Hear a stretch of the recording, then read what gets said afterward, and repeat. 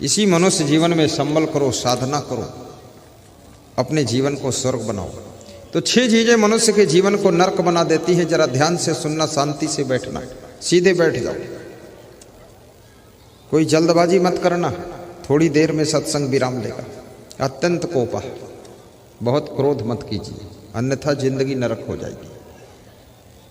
कटुका चबाणी और कड़ुए वचन बोलने वालों की जिंदगी नरक होती है।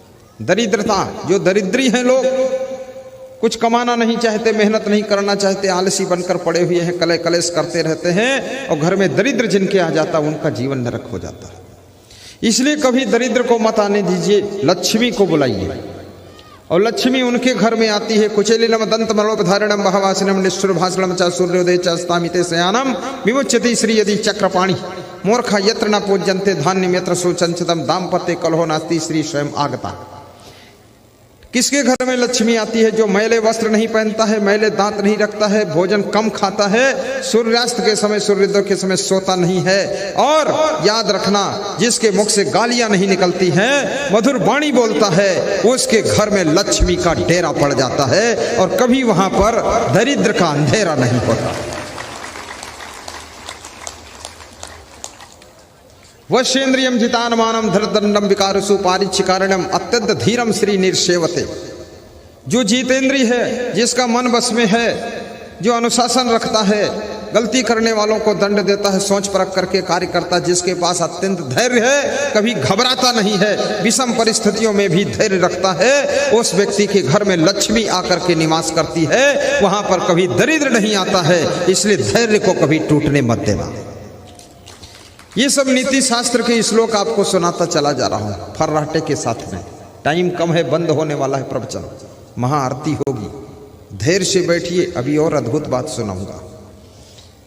अत्यंत कोपा कटुका चबानी दरिद्रता च सुजने सुबैरम। जो लोग आत्मीय जनों से बैर रखते हैं, पिता से बैर, भाई से बैर, देवरानी से बैर, जेठानी से बैर, सासू से बैर, बहू से बैर, और पड़ोसी की खैर कुशल ले रहे, ऐसे लोगों की जिंदगी नरक हो जाती है। कृपया अपने घर में, कुटुंब में, परिवार में गम खा करके रहिए। आत्मर्क परित्यज परवर्गम समाश्रयत। सम भोजनम संप्रीतित समकथनम। नीति शास्त्र कहता है अपने कुटुंबियों के साथ बैठकर कभी कभी भोजन भी करना चाहिए। कुटुंबियों के साथ बैठ करके कभी कभी एक दूसरे की बातचीत भी सुनना चाहिए, करना चाहिए, और कुटुंबियों से प्रेम भी करना चाहिए। ऐसा करने से जिंदगी स्वर्ग बनती है, और दूर दूर रहने से, मुंह फुलाने से जिंदगी नरक बन जाती है। बजा सकते हो ताली, कोई बात नहीं।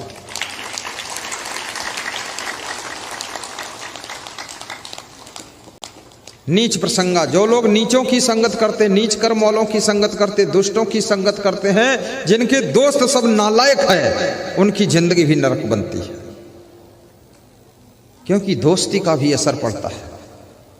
जब चींटी जलती हुई लकड़ी से दोस्ती करती है, चींटी की गलती कोई नहीं है, लेकिन लकड़ी जलती है और चींटी की गलती नहीं है, फिर भी वो जल करके मर जाती है लकड़ी के साथ में, क्योंकि लकड़ी जल रही। और वही चींटी जब फूल की संगत करती है तो भगवान के मंदिर में चढ़ जाती है। सोचिए, चींटी की कोई गलती नहीं, चींटी का कोई महत्व नहीं, केवल संगत बदल गई। फूल की संगत किया तो भगवान के मंदिर में चढ़ी, और भगवान के मंदिर में जो प्रसाद चढ़ा था, पेड़ा बर्फी, उसका भोग चींटी भी लगाती है। और जब चींटी जलती हुई लकड़ी का संग करती है तो लकड़ी के साथ खुद भी जलकर मर जाती है। इसलिए संगत करो तो अच्छे लोगों की करो, दुष्टों की संगत छोड़ दीजिए। कुंभकर्ण 6 कुंवार और मेघनाद ने रावण की संगत किया था तो रावण से पहले ही मार दिए गए थे, और विभीषण ने उसकी संगत छोड़ दिया था, राम की संगत किया था तो विभीषण को लंका का राजा बनने का अवसर मिला था। खड़े होकर जय बोलो दमदारी के साथ। विभीषण राजा बन गया, तुम खड़े होकर जय बोलो।